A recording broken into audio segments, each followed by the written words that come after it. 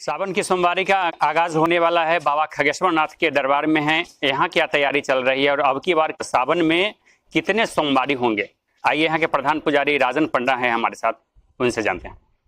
जय बाबा खगेश्वर नाथ का मतलबपुर। यहाँ बाबा का 2024 का सोमवारी लगने जा रहा है जी। इसमें मलयमास जो पड़ता है 3 साल पे, उसके बाद हर महीने में जो सावन पड़ता है तो 5 सोमवारी का बाबा का पूजन किया जाता है। तो अब की बार कितना? अब की बार 5 सोमवारी पड़ेगा। कब से शुरुआत हो रही है? ये 21 तारीख को बाबा का गुरु पूर्णिमा हो जाएगा, आषाढ़ का, और उसके प्रातः सोमवार पड़ रहा है, जो पर सोमवार से लगातार बाबा का 5 सोमवारी सावन नहीं जाएगा। तारीख क्या होगा पहली सोमवारी का? 22 जुलाई। 22 जुलाई को पहली बार हो रहा है। तो यहाँ बाबा खगेश्वर नाथ के दरबार में श्रद्धालु काफी आते हैं पहलेजा घाट से। कैसा भीड़ भाड़ रहता है? भीड़ भाड़ बहुत अच्छा रहता है। यहाँ नजदीक में खगेश्वर नाथ मतलबपुर धाम तो है, ये 80% प्राचीन है। गरीब स्थान भी है। इधर क्या नाम है, एक और बाबा यहाँ पे है, वो भी है। सारे स्थान को लेते हुए भी यहाँ पे लगभग 10,000 पहला सोमवारी है तो 10,000 का लोग मानिए पब्लिक रहता है। यहाँ पर सुबह लगभग 5-3 बजे भोर से बाबा का जलाभिषेक आरंभ हो जाता है। लोग रविवार को दिन जाते हैं पहलेजा घाट, वहाँ संकल्प करके बाबा के लिए जल बोझ के, कुछ गाड़ी के माध्यम से आते हैं, कुछ पांव पैदल आते हैं, कुछ डायरेक्ट बाबा का डाक सेवा के माध्यम से खगेश्वर नाथ के ऑनलाइन आते हैं। जैसे ऑनलाइन व्यवस्था आते हैं जो बाबा का ही जो टिकट कटा रहता है उनको बाबा पूरा करते हैं। ठीक है।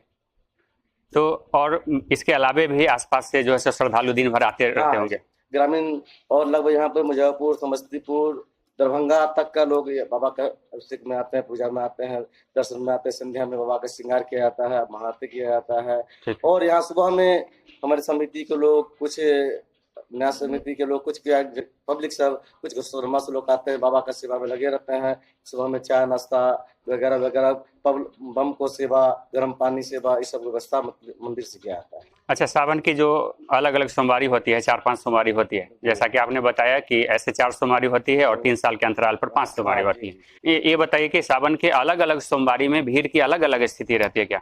हाँ, पहला सोमवारी जम के बाबा खगेश्वर नाथ में होता है। दूसरे सोमवारी में डाक का जनसंख्या बहुत होता है, कम से कम 10,000 सिर्फ डाक बम का ही सेवा रहता है, और पब्लिक का तो छोड़ दीजिए, जनरल आते हैं सब। और इसके बाद लास्ट सोमवारी जो होता है भव्य तरह से मनाया जाता है। किस किस जिला क्षेत्र से ज्यादातर लोग आते हैं? हमको लगता है कि नजदीकी समस्तीपुर, दरभंगा और ये मुजफ्फरपुर का एरिया है, इधर वैशाली का एरिया है, इधर सीतामढ़ी का एरिया है, तो सभी जगह से लोग आते होंगे। हाँ, सब जगह आते हैं, और अधिकतर आपको समस्तीपुर, मुजफ्फरपुर, दरभंगा से आते हैं, क्योंकि रूट यही है। और पिलखी उलखी जो हमारा ग्रामीण जो गाँव है, बहुत 5-7 गाँव से बाबा का अभिषेक में आते हैं। तो अब की सावन में जो सोमवारी में जो श्रद्धालु आना चाह रहे हैं बाबा खगेश्वर नाथ के दरबार में, उनके लिए क्या मैसेज देना चाहते हैं कि विधि व्यवस्था सब कुछ ठीक है, अपडेट है, आए? हाँ, आए, बाबा खगेश्वर के शरण में आए, बाबा का पूजा पाठ करे, उनसे आशीर्वाद ले। जन कल्याण के लिए मांगेंगे तो अपने आप कल्याण होगा, और बाबा का सेवा करने से बहुत बड़ा प्राप्ति होता है। शिव है संकट का नाशक। संकट का सेवा करने से बहुत बड़ा संकट का ही नाश होता है, विघ्न विनाशक होता है। और हर बच्चे को शिव का पूजा करना चाहिए। शिव का पूजा करने से विद्या का प्राप्ति होता है। विद्या तामस गिरसब, शिव जी का पूजा करने से विद्या का प्राप्ति होता है, लक्ष्य होता है। हर गार्जियन का यही लक्ष्य होना चाहिए, अपने साथ बच्चे को, परिवार को लाए और बाबा का सेवा पूजा पाठ का नियम बताए, पूजा कराए। अभी ट्रैक पकड़ लेगा पूजा पाठ का, आगे जाकर कोई दिक्कत नहीं होगा।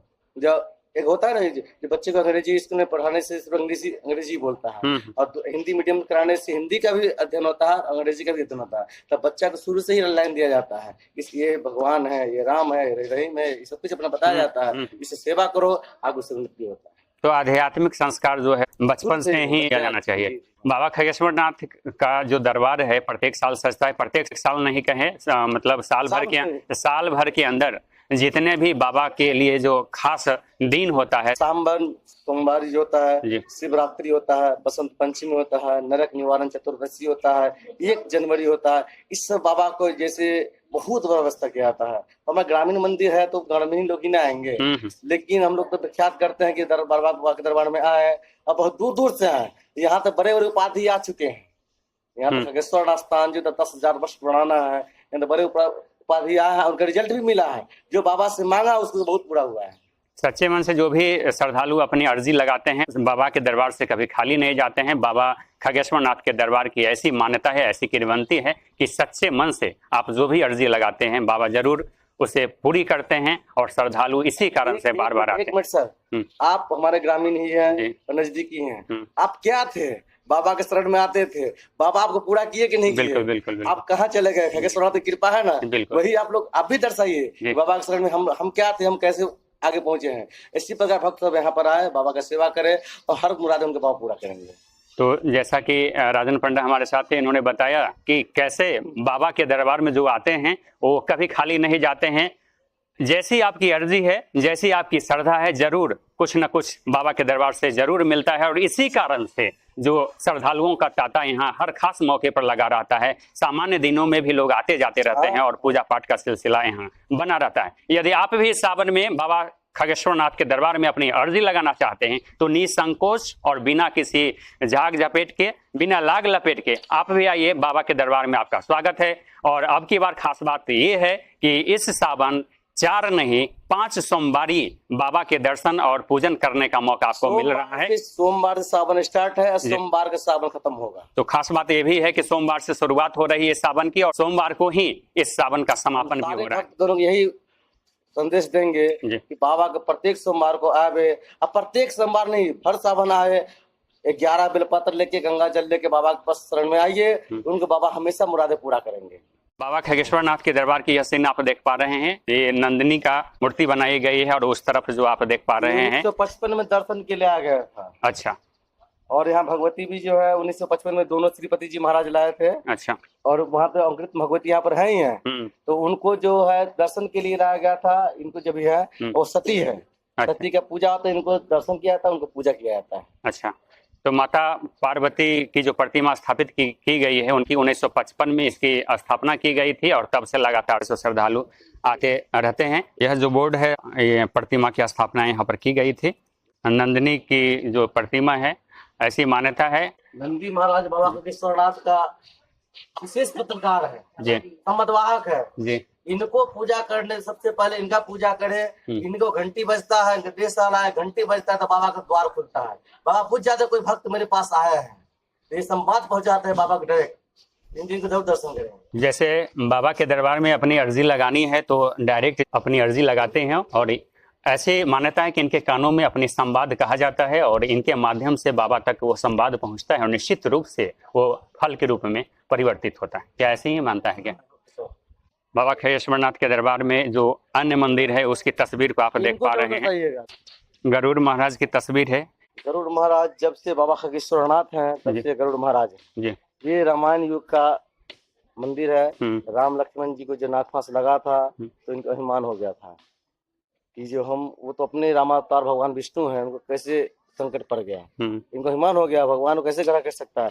क्यों MBBS डॉक्टर को बीमारी नहीं होता है, उनको भी होता है। इसी प्रकार तो हनुमान जी उनको सब कुछ बताए, वार्तालाप हुआ और यही खगेश्वर स्थान पे गरुड़ संवाद हुआ था काकभूषण जी के माध्यम से। अच्छा। यहाँ राम लक्ष्मण जी स्वयं विराजमान किए थे, यही से गए अहल्या जी को तारने के लिए गए थे, जनकपुर विश्राम जी थे। तो ऐसी मान्यता है कि गरुड़ संवाद जो हुआ था यह स्थल है जो यह गरुड़ संवाद हुआ था और इसको प्रमाणित करता हुआ यह मूर्ति है, यह प्रतिमा जो है स्थापित की गई है। राम लक्ष्मण जी यहाँ पर आके विश्राम किए और इसी रास्ते से वो जनकपुर गए और बीच में जो अहल्या स्थान थे उनको अहल्या जी को तारे, यही स्थान से कहते हैं।